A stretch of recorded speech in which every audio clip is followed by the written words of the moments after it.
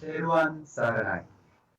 Venerable Swami Mahansa, dear teachers, and a very good afternoon to my dear children. How are you all? Are you well? I hope the answer is yes, and I hope you are doing well with the studies at home because of the homeschooling or online education, very similar to what we do today. Alright children, now today is the first day of the month of Vesak, or the month of May, a very important month for the Buddhists around the world, because we celebrate a lot of important things associated with Lord Buddha. And today also we have our Loku Hamuduro, Venerable now Tuni Vijitatero, here with us today to administer the five precepts. You all know Vijita Hamuduro is very fond of you children, so Swami Mahanse has kindly um, available today for us, for you to administer the five precepts and also do a small guided meditation, very similar to what we've done at the temple, and also a short sermon. So let's respectfully invite our Swami Mahanse, Venerable now Tuni Vijitatero, now to administer the five precepts. So make sure you are either seated comfortably or your area is ready where you are is for a guided meditation session. And make sure no noises or no disturbances. And parents, you may join as well along with the children. අවසරයි අපේ හාමුදුරුවනේ. Please say Namo Tassa 3 times to go for refuge to the Buddha, Dharma and Sangha.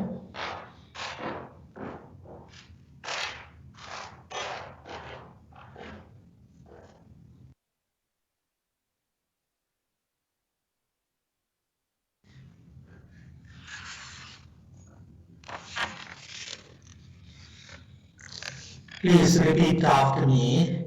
Buddhang Saranang Gacchami,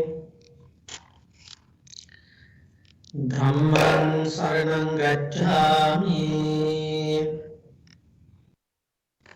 Sanghang Saranang Gacchami,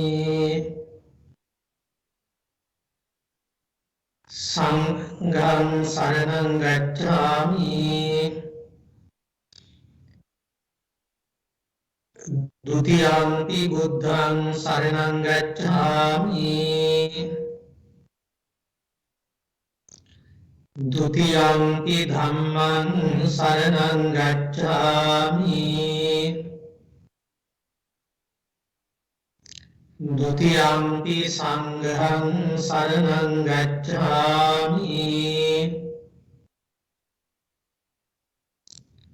Tatiyampi Buddhang Saranang Gacchami, Tatiyampi Dhammang Saranang Gacchami,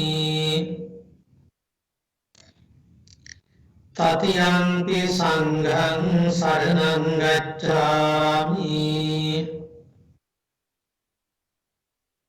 Sarana Gamanang Sampunnang, Panatipata Veramani Sikkhapadang Samadhiyami, Adinādāna Veramani Sikkhapadang Samadhiyami,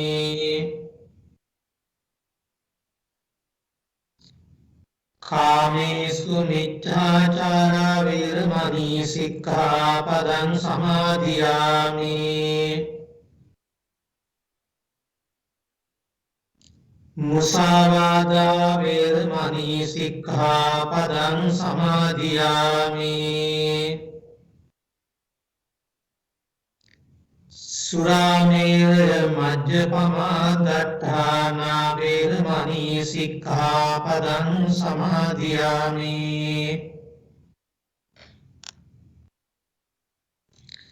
Tisaranena Saddhin Panchasilang Dhammang Appamadena Sampadetabbang,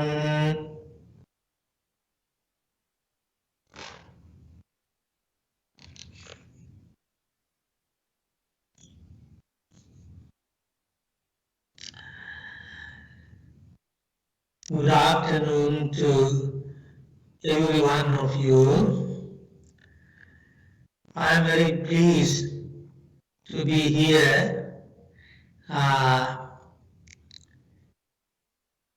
to be a part of this Sunday school program.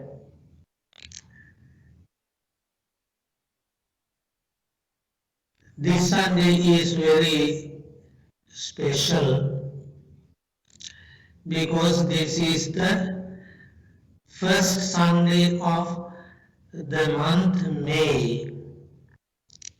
Month May is very, very important because that is the month we celebrate uh, to commemorate the birth, the enlightenment, and passing away of the Buddha. Uh, the full moon day comes exactly on the 7th of this month. That day would be the 2564th Buddhist era.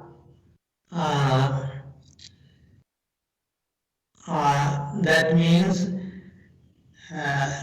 2564 years after the passing away of the Buddha.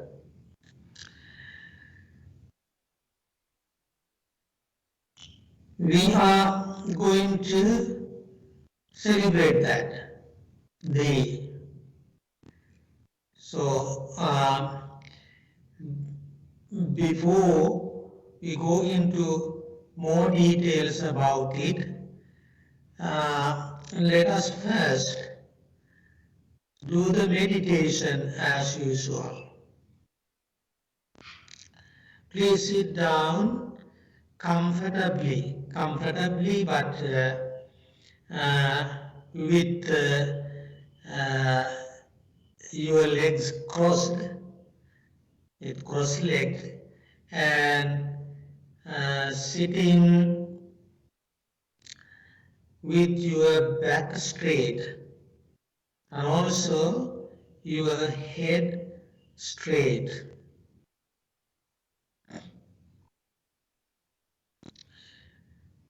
Now let us relax our body before we relax our mind. Let us do it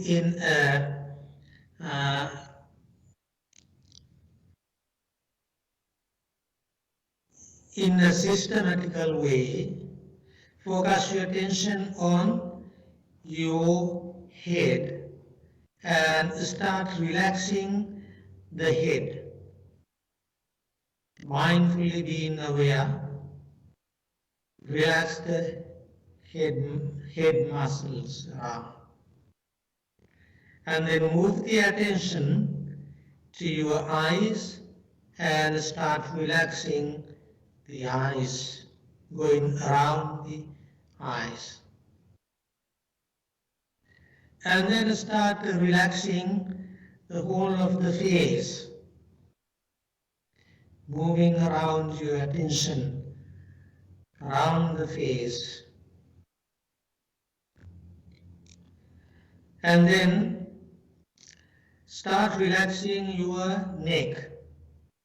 Go around the neck mentally, relaxing the neck muscles. And then start relaxing the shoulders. Start from one end and move the attention to the other, relaxing the shoulder muscles. And then relax your hands. Start from the top of the hand, selecting one hand first and relax all the way down.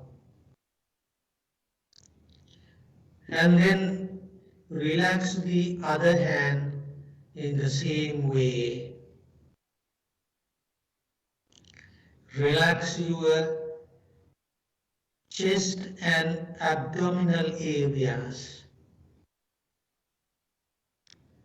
And then move the attention to your back and start relaxing the muscles of the back from top to the bottom. And then start relaxing the legs, starting off the hip joint. Move the attention spirally down the leg towards the uh, toes, going through the thigh, through the ankle, down to the toes.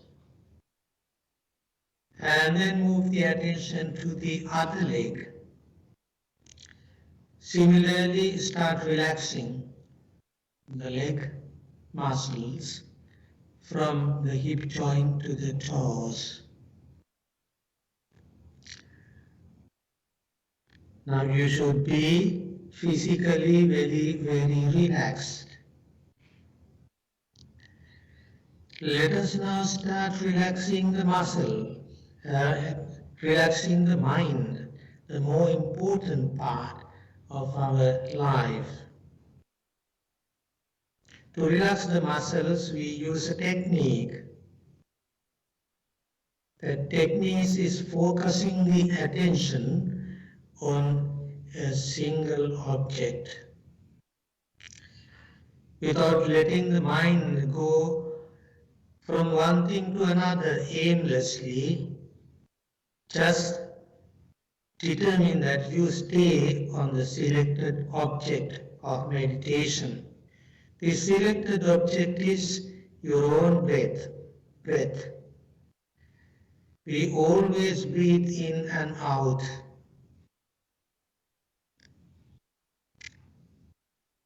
Without forcing the breath, without influencing the breath, breathe naturally. Breathe in mindfully, breathe out mindfully. Breathe in mindfully, breathe out mindfully.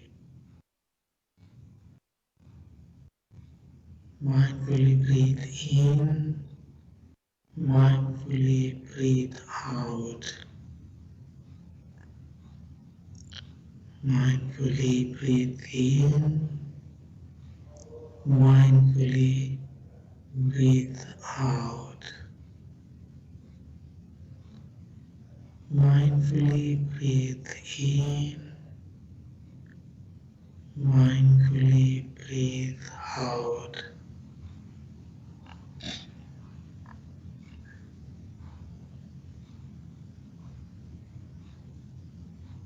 Continue practicing breathing meditation for a few more minutes, fully focusing your attention only on breath without influencing the breath or without forcing the breath.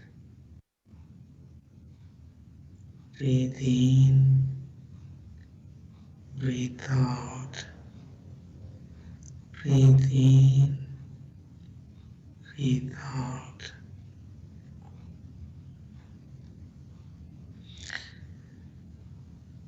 While still sitting in the same way without moving any of your body parts, let us practice loving kindness meditation.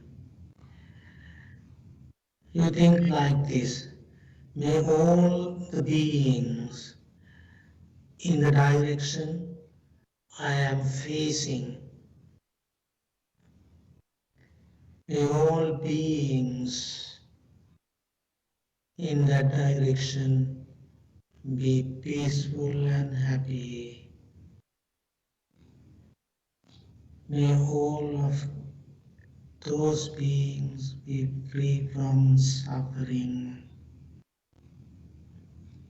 May they be well, may they be happy, may they be peaceful. And then focus your attention on the direction of your right hand. May all the beings, near or far, in the direction of my right hand, be peaceful and happy. May no harm come to them.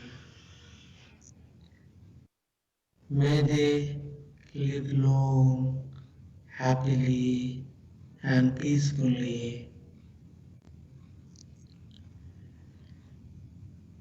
Now move the attention to the side direction of your back. May all living beings in the direction of my back be peaceful and happy.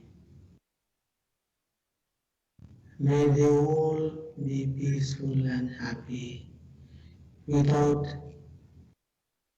leaving anyone in that direction.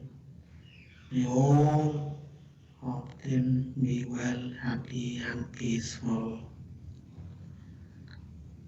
And move the attention to the direction of your left hand now.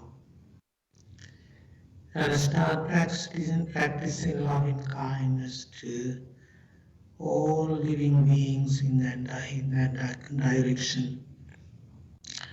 May all living beings in the direction of my left hand be peaceful and happy. May they all be peaceful and happy. May they all live peacefully, healthily and happily. Now, on the direction of your head, up, may all living beings in the direction of my head be well, happy and peaceful. May they all be peaceful and happy. May they live peacefully and happily. And in the direction of down, you are sitting now in that direction. May all living beings in the direction of down be peaceful and happy. May they live peacefully, happily. May they live peacefully, happily.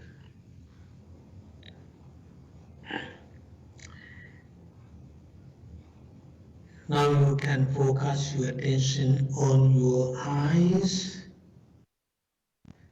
and slowly open the eyes.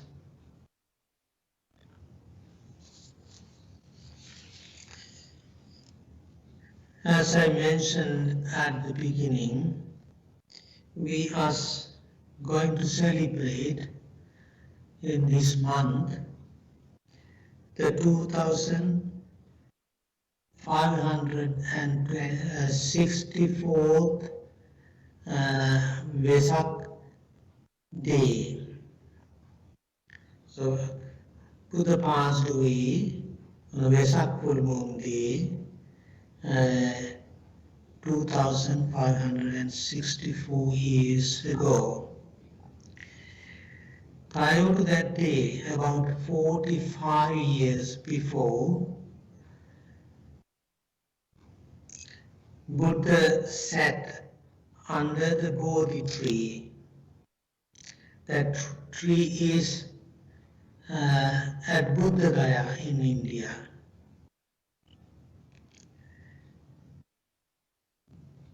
He gave himself over to deep thought because he loved all beings and he wanted to make them happy. He knew there was much misery in the world during his time and during before his time and during after his time. He knew there was and there is and there would be much misery in the world. Then he said, people are unhappy because they have been bad, motivated by craving and anger. They do bad things. They all live many lives, and when they sin in one life, they are unhappy in the next, and in the next, and in the next. They wish for many things that they are not good for them. And instead of helping others, they only seek happiness, pleasure. And because they have worldly pleasure, they must also have pain. For joy and sorrow always follow each other. They cannot be separated. When they die, they find no peace. They are born again and again, and they suffer much. And the cause of this suffering and being born again and again is called karma, their karma. Then the Lord tried to find a way that would lead all men and women out of life and birth and death. And he found that it is selfishness that keeps men from freeing themselves. If they would give up the thought of doing everything for themselves and instead of that live for others without ever thinking of their own selves alone, then they would soon be free and all their miseries would be ended. He then went out, he then went all over the land and taught. He had many pupils who helped him. For 45 years, he lived in this way until he became 80 years old. His life was wonderful. His speech was full of love and wisdom. Every word he had said, great meaning. Every word he said had great meaning, and people followed him. And now that he has been away for 2,584 years, we still feel the power of his noble life and his noble teachings and receive his blessings by practicing the teachings of the Buddha. Thank you very much for joining this afternoon's Sunday school program. May you all be well, happy and peaceful.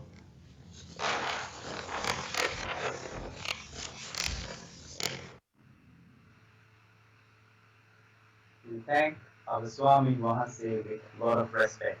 Children, I hope you practice the guided meditation session as our Yokohama Guru explained and advised, and also you listen carefully for the short sermon. We will continue to learn more about the significant importance of the Vesak full moon for a day, and as well as what activities we can do, especially this year from home, and what sort of merits you can accumulate and all the other good deeds you can do. So before we go on to the first lesson of the day, let's quickly recap what we did last week. If you were here with us, our Shantri Mother Swami Mohanse explained the 8 worldly conditions or Attaloka Dhamma, the gains, the losses, the fame, happiness, sadness, fame, praise, and blame. So the importance of being like a solid rock on these conditions that so you will not change as these situations come through in life. And then we had Dhammika teacher explained the Jataka story of Nandi Visala, the importance of using kind words. And then we had Dr. Govinda Chandas explain the importance of being resilient around times like this. Explain the teachings from Buddhism and other things you can do and how to stay resilient, how to maintain a strong mind. So today we have Shantanu Swami Mohanse will explain or will complete the first lesson as usual. And Swami Mohanse has chosen a gatha, a very important gatha. Most of you know this gatha and most of you have heard this gatha. The gatha is Abhivadana Silissa. But did you know the story behind it? Did you know the meaning behind this gatha? If your answer is yes, then that's wonderful, children. But for those who did not know the actual story behind this gatha, how did it happen? How did it start? So Shantanu Swami Mohanse will explain to us today the importance of this Abhivadana Silissa gatha. So without any further ado, let's respectfully invite Swami Mohanse to complete the first lesson. Avsaray ape hamdurane.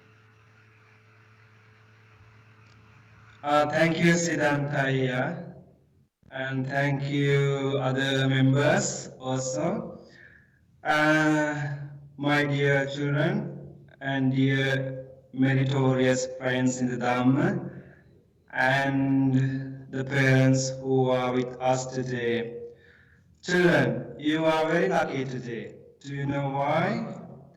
Because you got a golden opportunity to practice meditation and to hear a special Dhamma sharing, which is done by our chief monk of the temple. So now you have very calm and peaceful mind, and now you have good behavior, and now it is time for us to learn some teachings of the Buddha. And our Swami once explained to you the importance and significance of the Vesak day. And this is the month that we are going to commemorate all the 3 important events concerning about the Lord Buddha. So without taking further times, I am going to teach you, I am going to explain to you all one of the most important stanzas or verses of the Lord Buddha to all of you, right? So you may have heard this stanza, or you may have heard this verse before many times. Especially when you come to temple, you may have heard it from the venerable monks, and sometimes you may have heard it from your parents as well. So I have no doubts about these stanzas, and I have no doubts about you, whether you don't know or whether you know. Doesn't matter. We can learn from today's presentation, from today's talk. Actually, there are so many beautiful things behind this gatha or behind this stanza. So I want you to pay your attention very well. And if you want to write this stanza down on your book, please do so. Please try to have a pen and book in order to write this Gatha in a book. So, as usual, I have designed my presentation with a few slides, so you can follow all the slides with me. So let me begin with my first slide.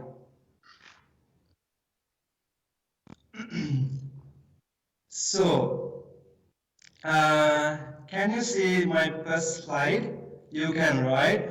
So, can you read with me? I hope you all can read with me, right?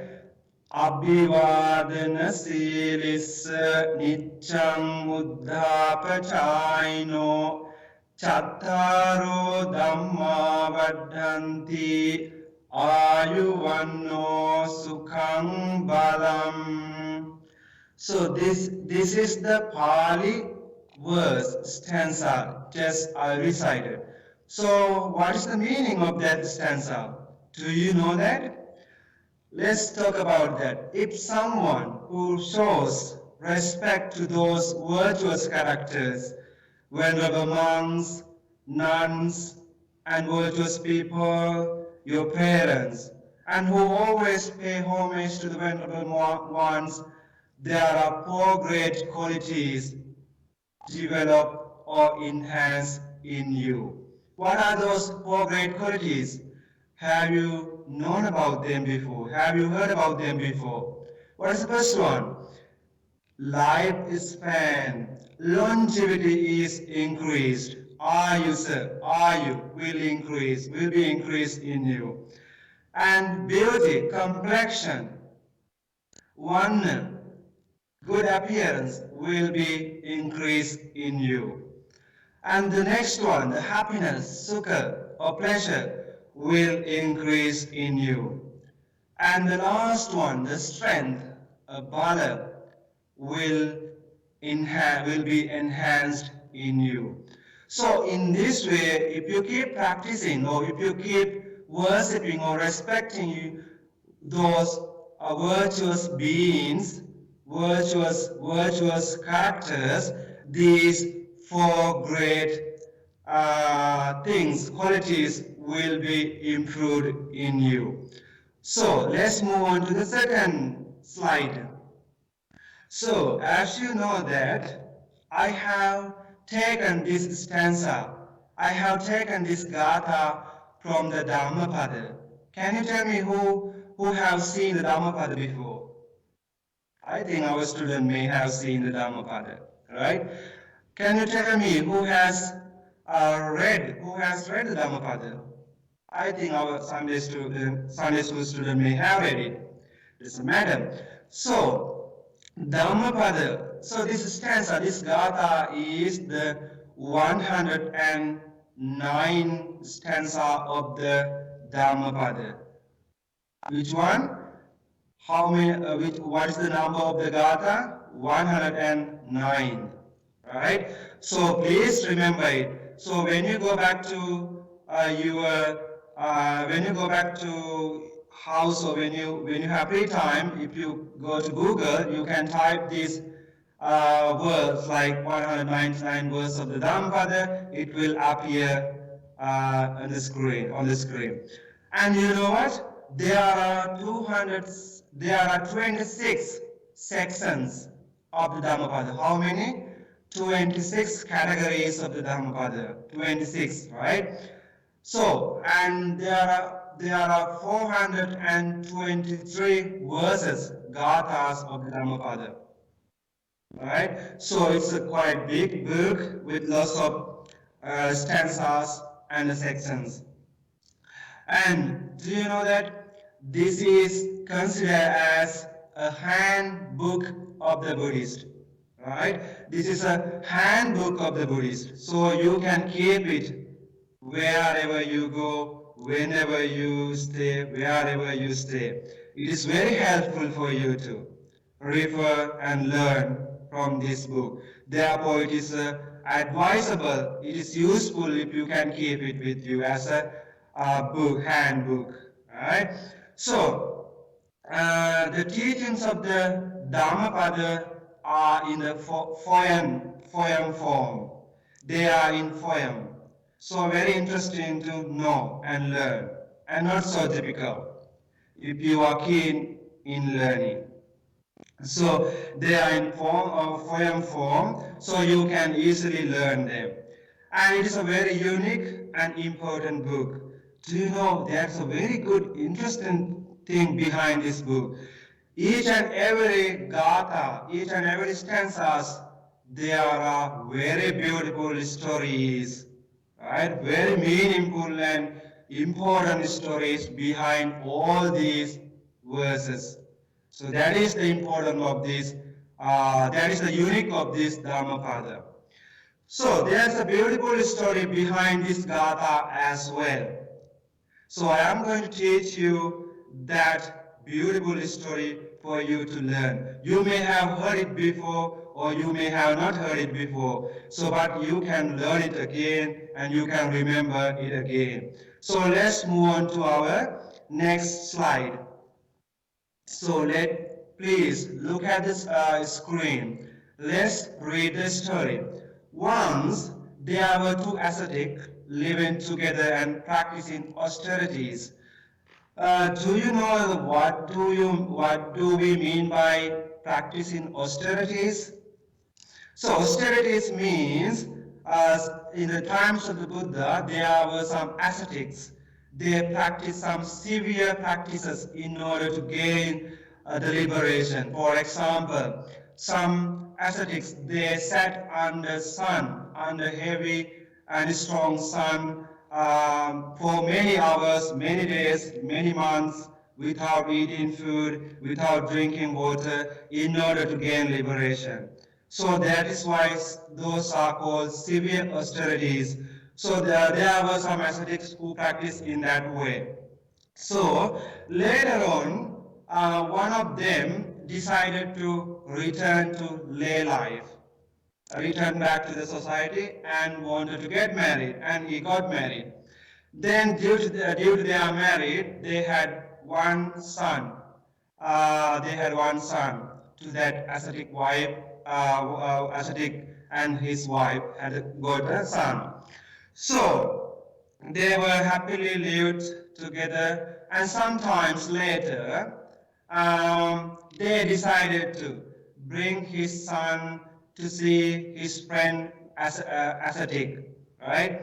Who was his former friend while he was practicing austerities. So they decided to bring the son to meet him. So having gone there, they met the ascetic, and having bowed down, having shared courtesy with them, then the ascetic said, "May you live long," to the parents, but not to the child. Very sad, right? The ascetic only told to their parents, "May you live long," but didn't say anything to their son. Then the parents were surprised and asked him, "Why did you do that? Why you didn't bless our son? Why you didn't say, my son, your son, may your son live long?" So they were not happy, they were so surprised. Then Ascetic said that he could see with his powers, "Your boy, your son will die 7 days later. 7 days after, your son will die. So that is why I did not tell your son to have long life, because he's going to die." Then, having heard about this, the ascetics sent them to the Lord Buddha, where who could know the prevention of death. So the Buddha can give a good answer or medicine or precautions to avoid from this death. So let's move on to the next slide. So having met the Buddha, they worship the Buddha, and then the same thing happened again. The Lord Buddha also said, "May you live long, may you gain long life," to their parents, but not to their son. Sad again, poor boy, right? So but that's a good thing. The Lord Buddha said that in order to prevent the death of your son, you can perform, you can practice this thing. Lord Buddha told to the parents, build a pavilion. We call it Pirit Mandapa. Children, have you seen Pirit Mandapa, Pirit Pavilion? Right? Every year our Dhamma Sarana temple also we organize overnight chanting. So to the overnight chanting we usually use pavilion, right? Pirit Pavilion.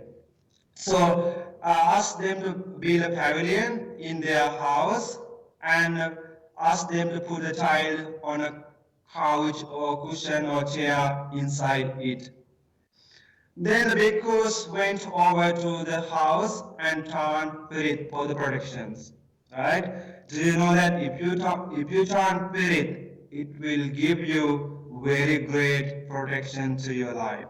Right? That is what when the monks we always do every evening at Dhamma Sarana temple. Every evening we chant Pirit for the protection of yourself. And many gods and other celestial beings came to the pavilion and were in attendance. So when there is the delivery of the teachings of the Buddha, lots of deities and divine beings wants to come and listen. Let's see what happened. On the seventh day, the Lord Buddha himself arrived, and then an evil demon came to the pavilion and stood by the entrance. He waited for the opportunity to attack the boy.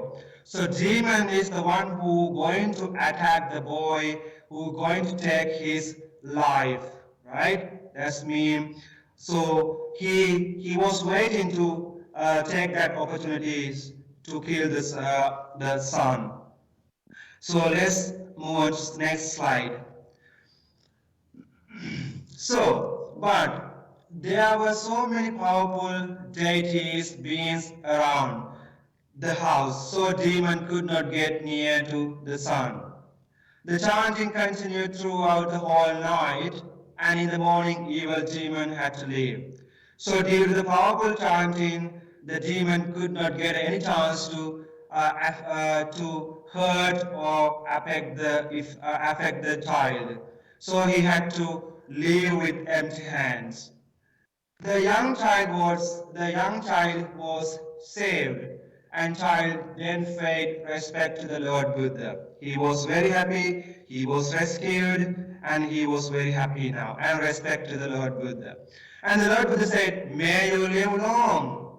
Then the Buddha told the parents that their child would live very long life. So they were very happy now because their child is not going to die after 7 days. The child is going to live longer, so they were very happy. Many years passed and boy grew up and he came to see the Buddha and he wanted to see the Buddha and he wanted to say thank you to the Buddha and then ask him how to gain longevity. How can I gain Ayusha? Then the Lord Buddha replied with these words, right? Abhivadana series, saying that those who respect people of virtuous characters and who pay homage to those worthy paying homage, not only will gain longevity, but also beauty, happiness, and strength will gain actually. So let's move on to the next slide.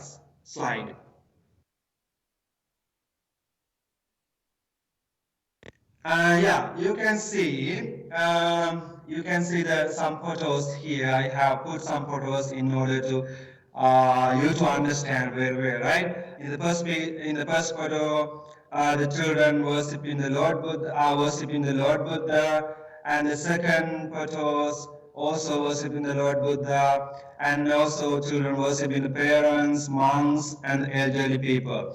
So these photos simply show you the respect and veneration of virtuous characters. Who is the first virtuous character in this world who is worthy to be respected and venerated? That is the Lord Buddha. And then venerable monks and nuns and also virtuous people like eight preceptors and your parents and also grandparents. So those are the people that you need to pay respect to and veneration to.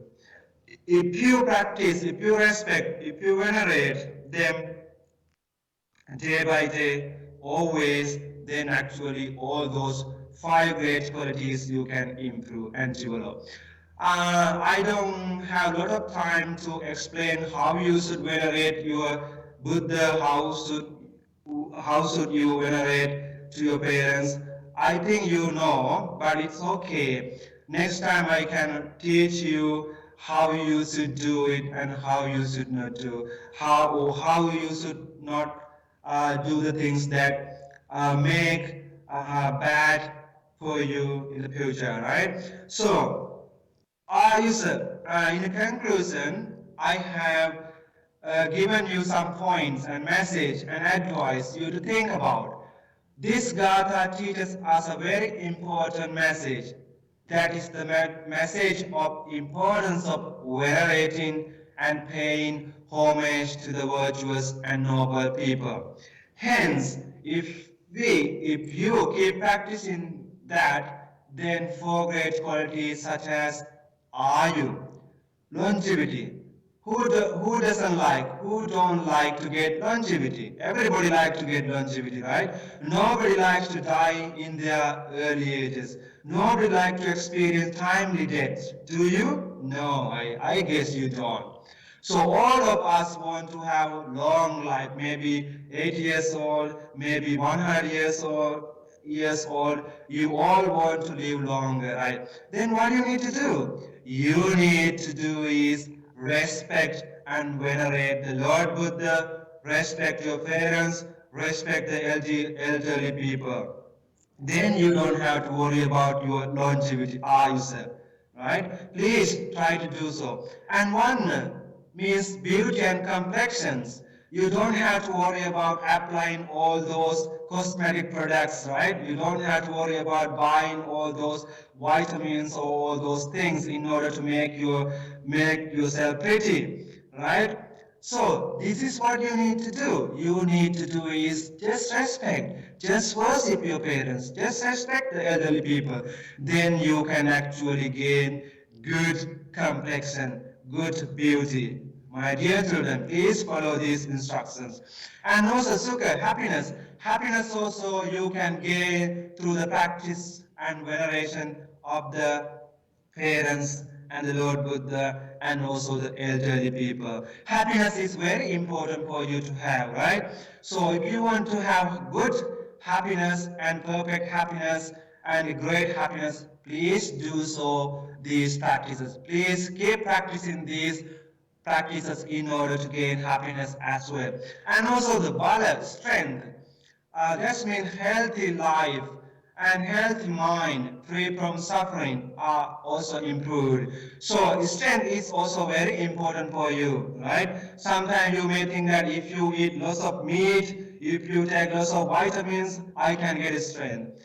Oh yeah, in a way it's true. But if you want to get more strength, more power, this is what you need to do. Respect your parents, respect the venerable monks and elderly people. You know what? When you worship your parents and when you worship the Lord Buddha, when you worship and respect venerable monks, they recite this special stanza.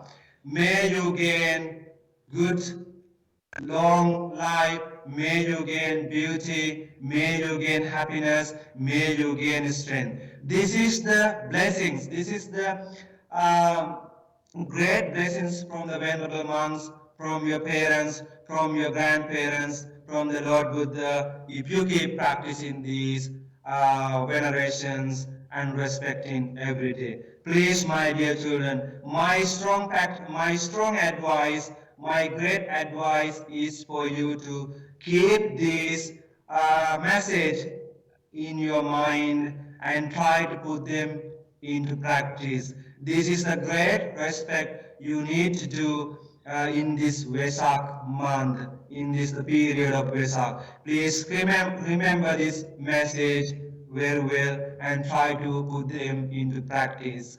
So I have come to the end of my presentation. This is the last slide of my presentation.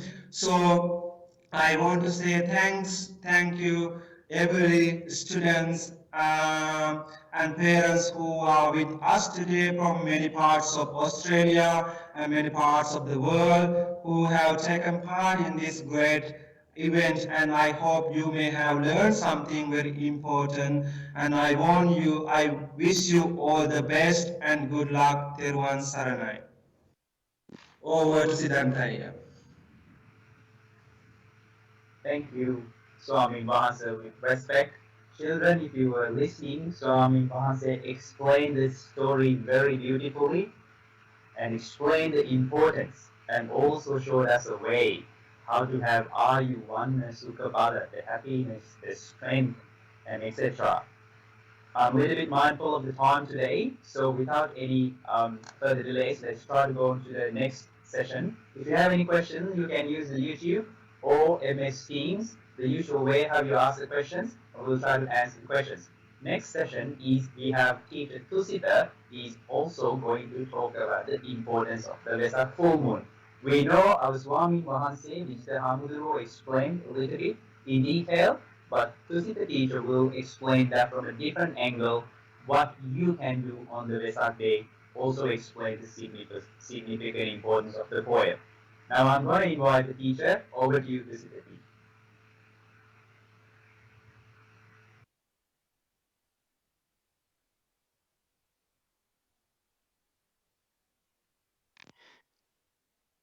Thank you, Siddhanta teacher. Ayubowan, Venerable Swamin Wahanse, dear teachers, parents, and my dear children. And I hope you all are doing well. And I really miss you all in our Sunday school. Right? Glad I'm here today to talk with you. Right? You know, in 4 more days, on 7th, we will be having Vesak Full Moon Day. So I thought, I will talk about Vesak Full Moon Day. So I have a PowerPoint slides. First, let me share my slides with you.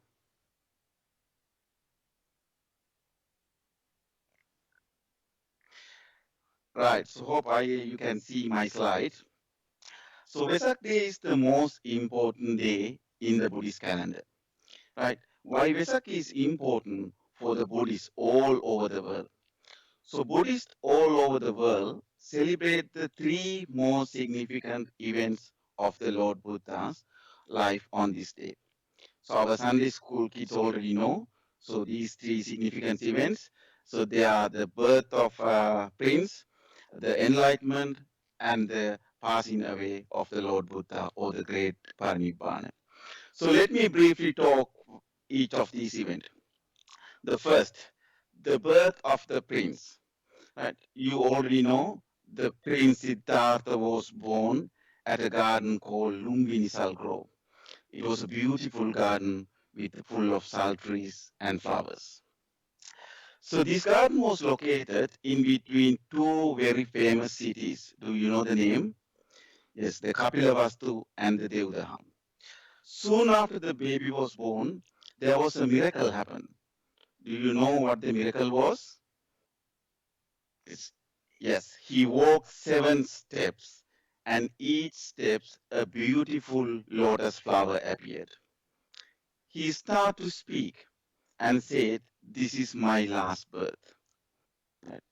It was an auspicious day. So this is the first event we celebrate on this full moon day or on Vesak day. So what is the second event? Right? The enlightenment. Right? So you know, after Prince Siddhartha left the palace at the age of 29, he became an ascetic. Right? So why? He want to find how to end the suffering of living beings. Right? Ascetic Siddhartha learned from different teachers. He learned how to meditate, but he did not satisfy. He spent 6 years to find the path to end the suffering.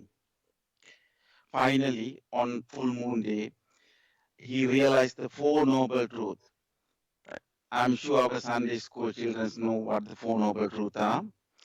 They are the suffering, right, dukkha, right, and the cause of suffering, right, and the end of suffering, and the path that lead to the ends of suffering. He attained enlightenment and became the Lord Buddha at age of 35 on a Vesak full moon day. So this is the second event happened on this full moon day, or this is the second event we celebrate on full moon on this full moon day. So let me talk about the third events happen on this day. So Lord Buddha's passed away, right? Passing away of Lord Buddha, or we call the great parinibbana or great demise. So Lord Buddha taught 45 years since enlightenment, right? And he showed people how to end the suffering. He showed the path to end the suffering.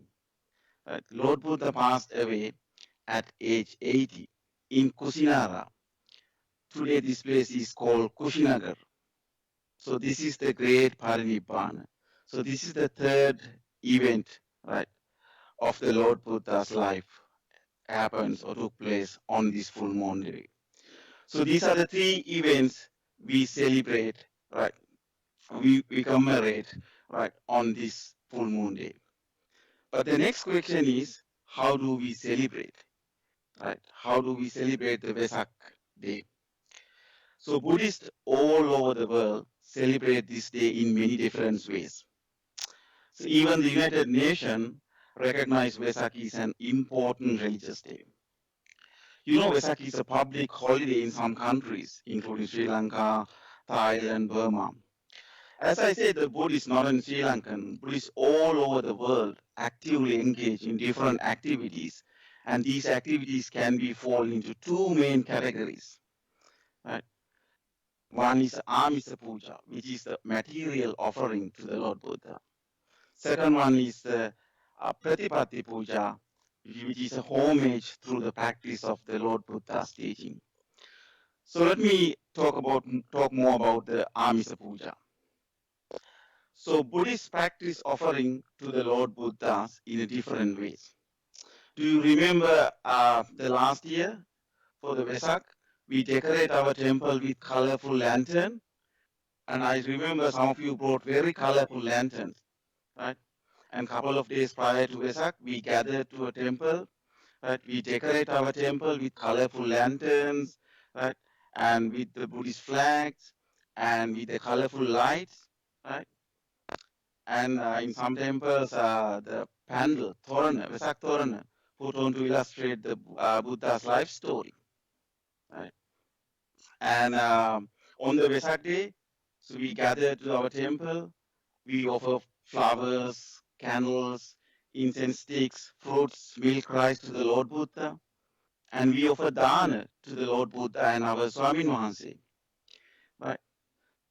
And in some places, some people organize charities, right? And food really donating foods, release cage animals, or donating gift to poor. And then sometimes we organize the bhakti gift, right? And sometimes Buddhists organize the colorful processions. So these all come under Amisa Puja. So these all are meritorious act, right? And what's the second one? The Pratipatti Puja, right? How we can practice the Buddha's teaching. So that's Pratipatti Puja. Remember last year you observe seal in our temple, right? So that means you observe higher precepts, right? Normally in day-to-day life, right? We observe 5 precepts. On every Sunday we observe 5 precepts, right? And but on during the Vesak, right, we observe higher precepts, 8 precepts or 10 precepts, right? And also we listen to the Dhamma talk, right? And during the Vesak, the many Dhamma talks delivered in our temple, Swamin Wahansela, right? And Buddhists listen to Dhamma talks and sermons and teach and practice these the Lord Buddha's teaching, right? And also you can meditate, And today at the beginning of our session, we all meditate with our Swamin Wahanse. Right? On every Sunday, you meditate with our Swamin Wahanse. So our Sunday school children very well know how to meditate, how to practice the meditation, right? And breathe in, breathe out, right? And the practice meditations help to calm the mind, calm the minds, and develop the wisdom. So these all are practicing the Buddha's teaching. Right? These all are meritorious acts. Right? We all follow, we all practice these during the Vesak times or during the full moon times, right? But however, today we are kind of locked down. We are in unusual situation, right? We are unable to gather to the temple, to decorate our temple, to put the lights, to offer the dana, to offer the material things to the Lord Buddha, right? So then the question is, how can we celebrate this Vesak, right? Can we engage with both Amisa Puja and Pratipatti Puja? Yes, we still can engage with both Amisa Puja and Pratipatti Puja from our home. We can celebrate this Vesak, right, from our home. How we can celebrate, how we can um, offer material things, how we can follow the Amisa Puja. You can decorate your home with the Vesak lantern, right?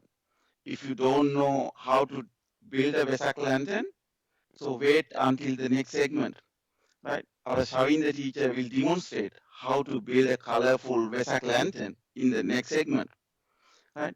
And you can decorate your home with the Buddhist flag, right? Or with, if you have colorful light, you can put on colorful lights, right, around your gardens, right? And also, I assume you all have at least small Buddha statue at home. You can offer the flowers, right, the candle, incense sticks to the Lord Buddha. So these all the Amsa Puja. Then what about the Pratipatti Puja? How we can engage with the Pratipatti Puja? So glad to tell that our Temple Swami Mahasela will conduct online seal programs on Sunday, 10th of May for our Sunday school children. Right? You can join live, right? You can observe seal from your home, right? And you can listen to Dharma talk, right, from our YouTube channel. So our Swami Mahasela will deliver the Dhamma talk, Dhamma sermon, right? And you can listen from your home, right? You can practice, you can follow, and also you can meditate. Because our Sunday school children know how to meditate. It's very important. It calms your mind, right? It builds your improve your wisdom. It's a good practice. Please practice the meditations from your home, right? Please join online seal program with us, right? On 10th of May. You will get a more information later, right? The practice of Amisa Puja and Pratipatti Puja both are meritorious acts. However, the Lord Buddha preached that those who practice the latter, the Pratipatti Puja, bring greater blessing, and it's the way to pay homage to the Lord Buddha. So practice Lord Buddha's teaching in your day-to-day life. So that's the end of my presentation. Right?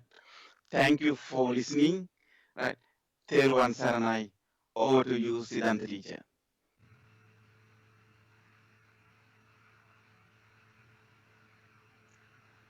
Thank you, Teacher Tusita. I think Teacher did a really well done job, I would say. He even summarized the lesson at the end of the day. So actually, I can very easily move on to the next lesson or the segment. I know you, all of you, are eagerly waiting to learn how to build a Vesak lantern or how to make a Vesak kudu. So let's move on without any further delays. We have Teacher Shaminda, one of our grade 4 teachers. He's going to do a live demonstration. It's a little bit different to a lesson, what we usually do, but the teacher is going to show you how to build a Vesak lantern from scratch until you properly finish a properly built Vesak lantern. So let's invite the teacher so he can explain and he can teach us how to build this Vesak lantern. Over to you, teacher. Hi everyone, children. Today I'll be showing you how to make a Vesak lantern. Do you know what a Vesak lantern is? You can see a few lanterns I already have in my house, which I've created. So first of all, I'll go through what we need to make a lantern. Okay. So the tradition is to make a lantern, we will use bamboo. The bamboo you can get from a local hardware stores in the garden section like Bunnies, or you can actually get the bamboo skewers. Bamboo skewers are good. For example, I'll show you. I've done a sample to demonstrate for purposes only. This is a bamboo skewers. This is done from the bamboo pieces. Okay, let me go through what else we need. So we need, if you're using real bamboo, that's what we're using today. We need to get 24 pieces. I would also recommend maybe have a little bit extra if you break it in the process. So we need bamboo, 24 pieces cut into 25 centimeters each. Yeah, so also we need some thread or some rope. We need a pair of scissors. We need some tissue paper. So you can select whatever the colors you want. I would ideally use the colors of our Buddhist flag. What are the colors of a Buddhist flag? We got blue, yellow, red, white, and orange. You can use whatever the colors you want. Okay, so what else did I forget? This is the exciting part. You can make your own glue today. I will show you how to demonstrate to make your own glue later on. So this is where you get your parents to help as well. I do recall when I was growing up, one of the fondest memories is getting my parents helping me, my siblings. So you can get the same. So how you can grab your parents as well for the process, I will demonstrate soon. Okay, so first of all, to make this lantern, this is the structure of the lantern. To make that, we need to make 6 squares. How do you make a square? So what we're planning to do is to make one of these. It's simple. What I'll do is I'll show you a step by step. You get 2 pieces of the pre-cut bamboo sticks, and you cut through.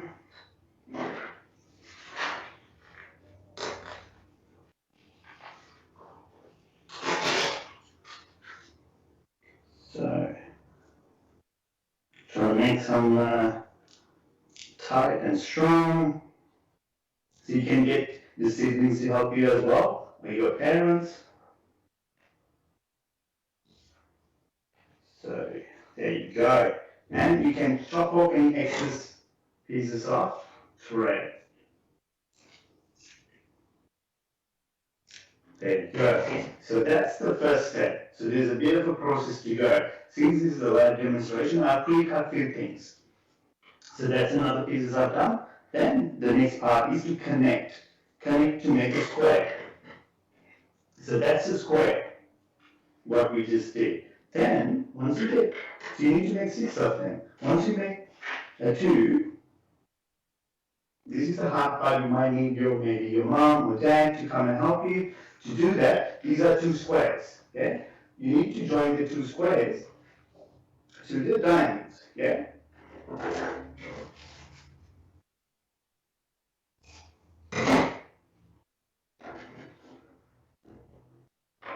So this part is a little bit tricky. Either you can use for the side of the table. I'll try my best to do it this way. I've did a few times before. When you join, just be mindful to get both the diamonds sides together.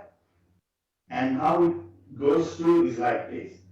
Let me show you. This is the best time to get your parents to help you.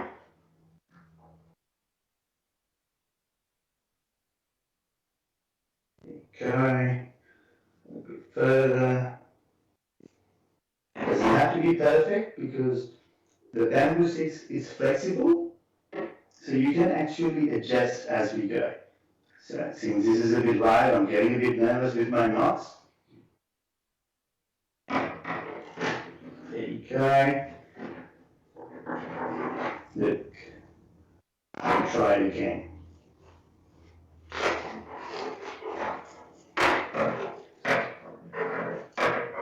Let's redo it all over again, okay? 1 second. So you get the two diamond shape, you hold it like that, you put it together, then you tie it up.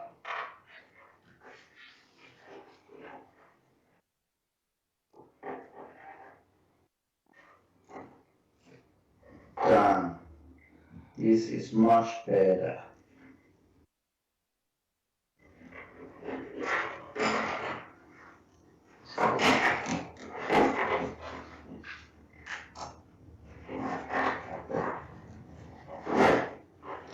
Then what you do is you cut off the excess pieces.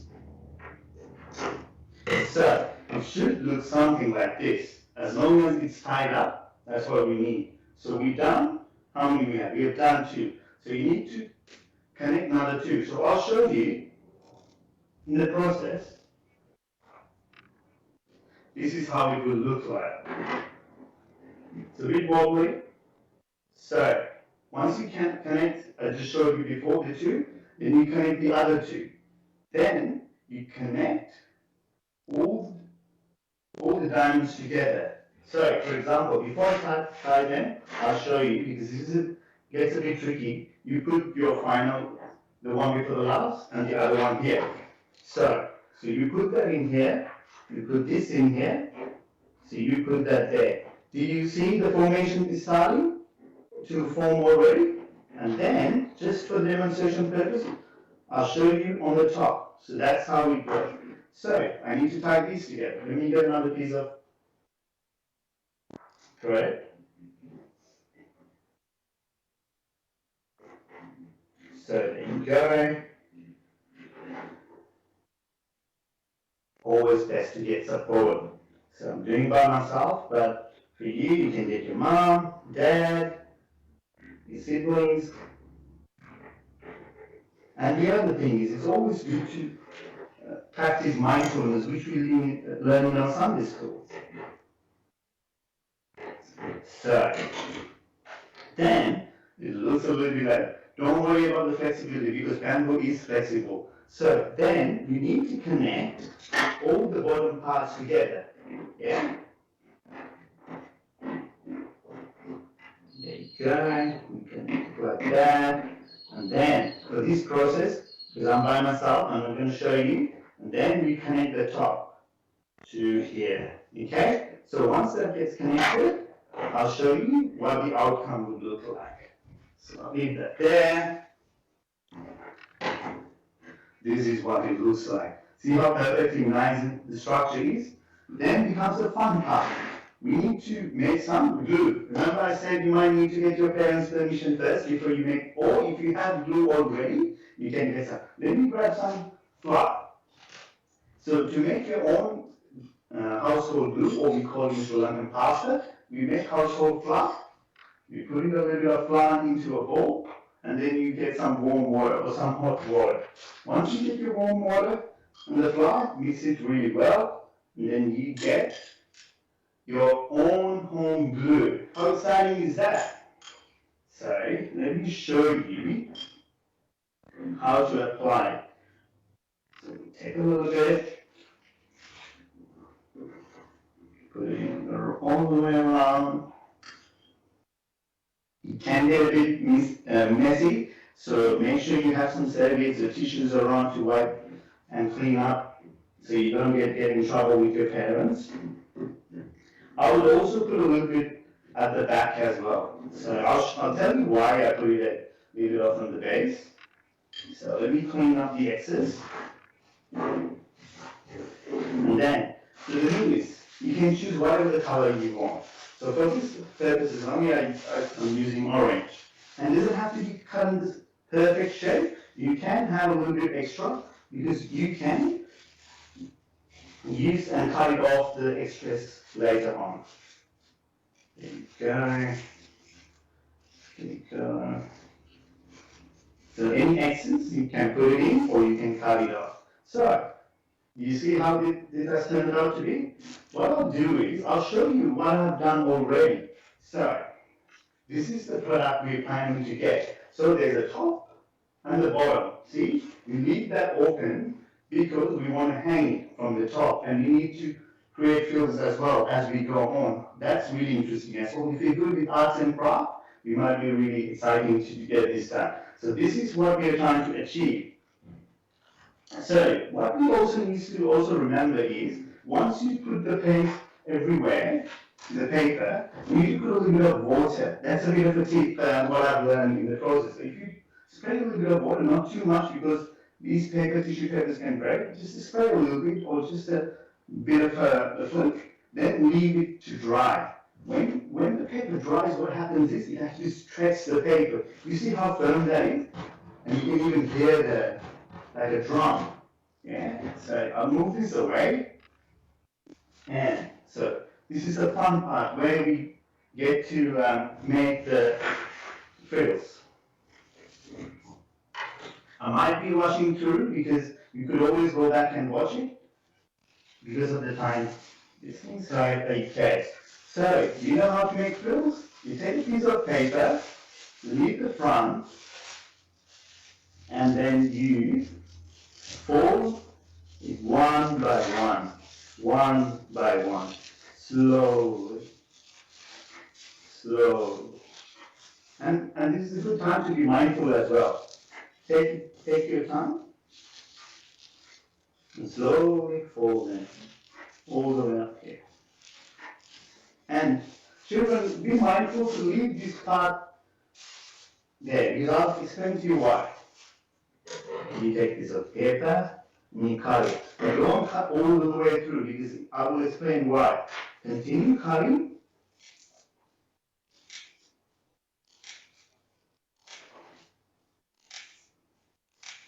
And then something exciting will show up.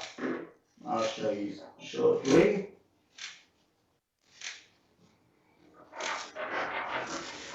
So then you do this. See how nicely it comes? The frill. So there's different ways we can put frills on. For these purposes, I'm going to put the frills on the sides. So let me, because this is too much, I'm going to cut this in half and use the homemade paper. There you go. Put a little bit. Again, be mindful, you could drop everywhere. Ample amount, especially at this angle. And you paste it.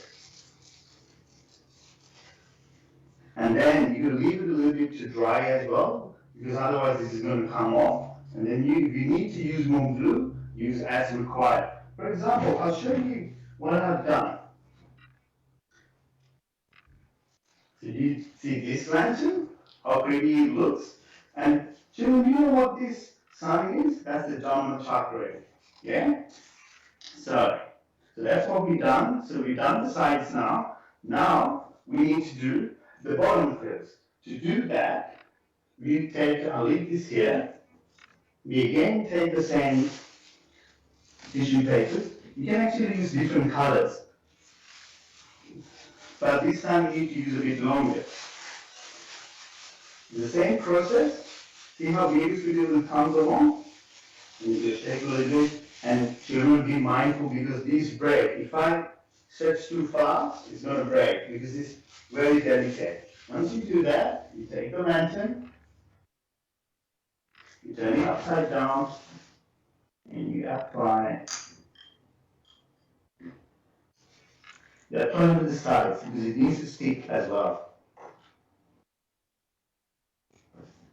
There you go.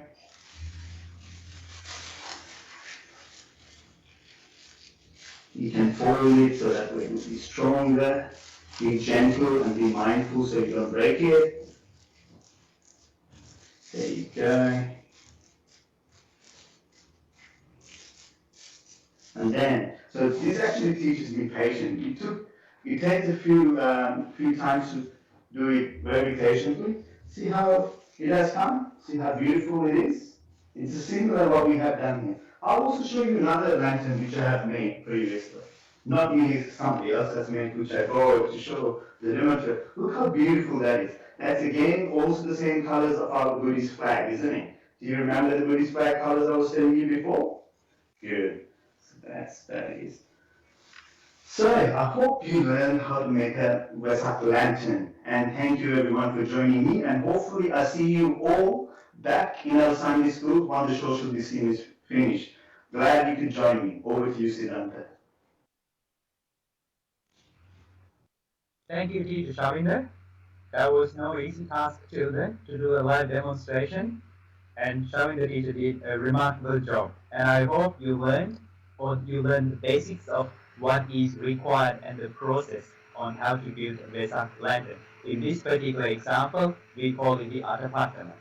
If you wanna If you miss anything, you can go back and revisit the video. And if you're not too sure about what you need exactly to build a lantern, we send an email to your parents, and there is a flyer with a list of things that you need. So you can refer, or your parents can refer to that email, and you can get that list what's required. And parents probably there are a few tricky steps along the way, especially when binding the four squares together. Perhaps you will need a little bit of supervision and guidance for your children.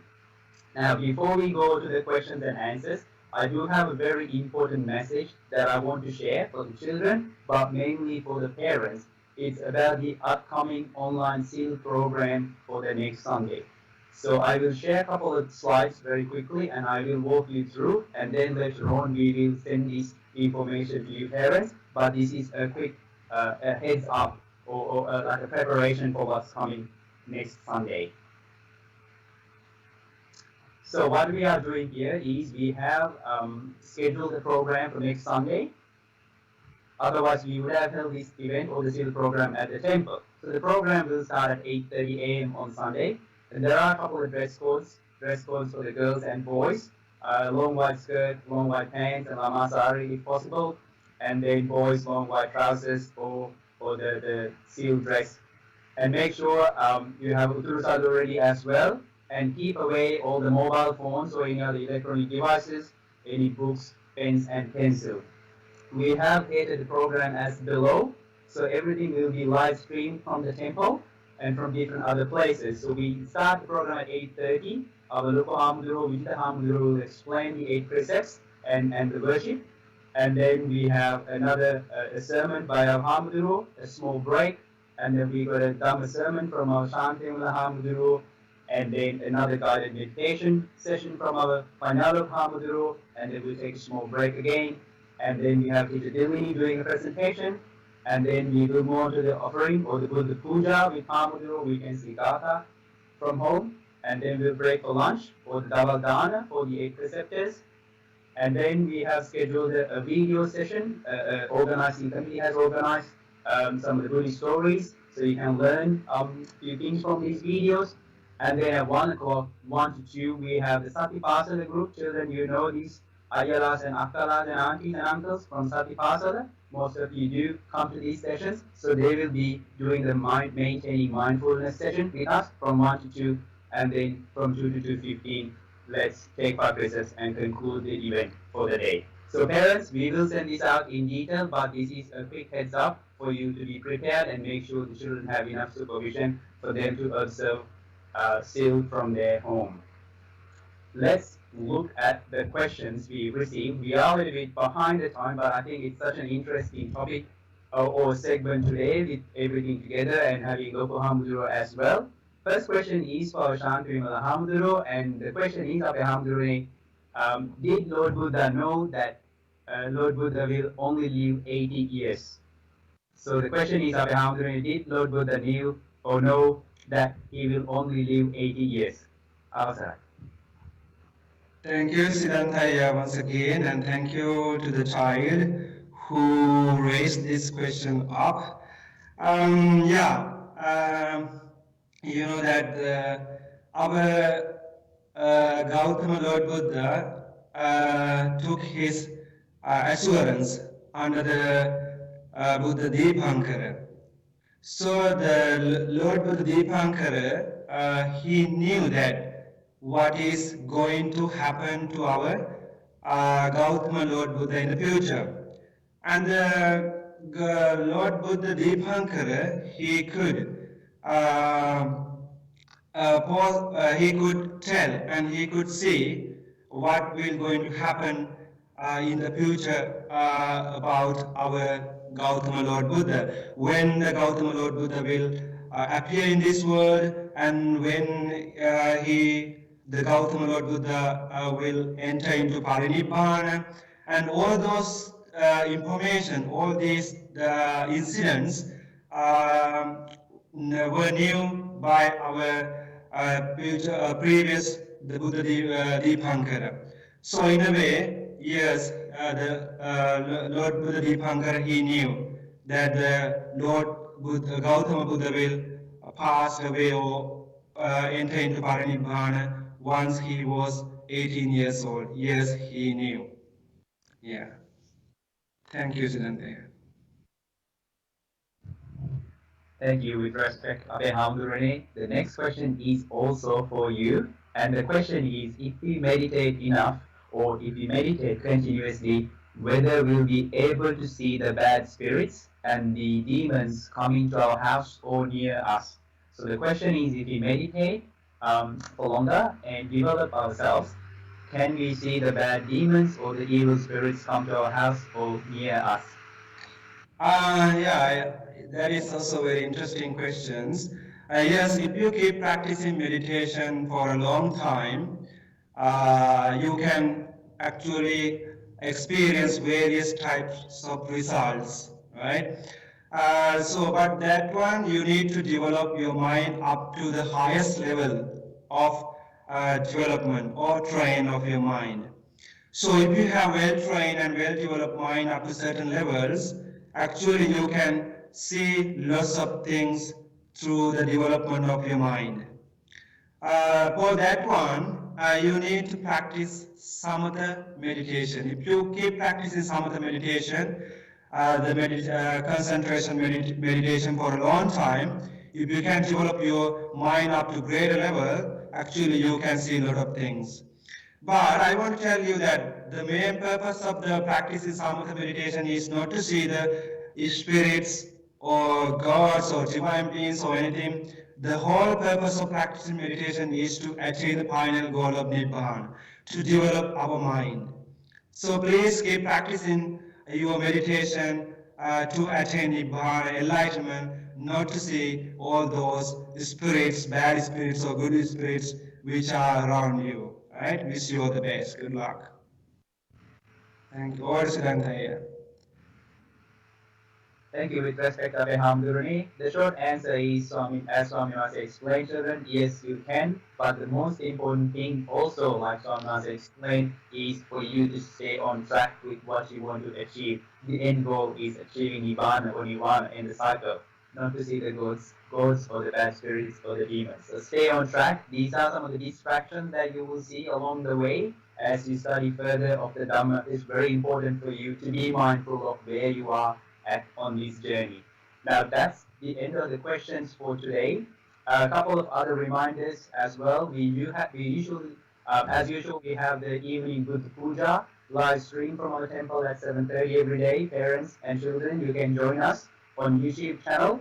And on 9th of Saturday, the 9th of May, we have scheduled another online SIL program for the adults, and that is also will be broadcasted from the temple, and there will be other Swami Mahanses joining us our program as well. And on the actual full moon boy day, which is the 7th of May, the Thursday, the 7th of May, there is an evening sermon scheduled, which you can be participated or watched on YouTube channel as well. So look for the Facebook page and the emails.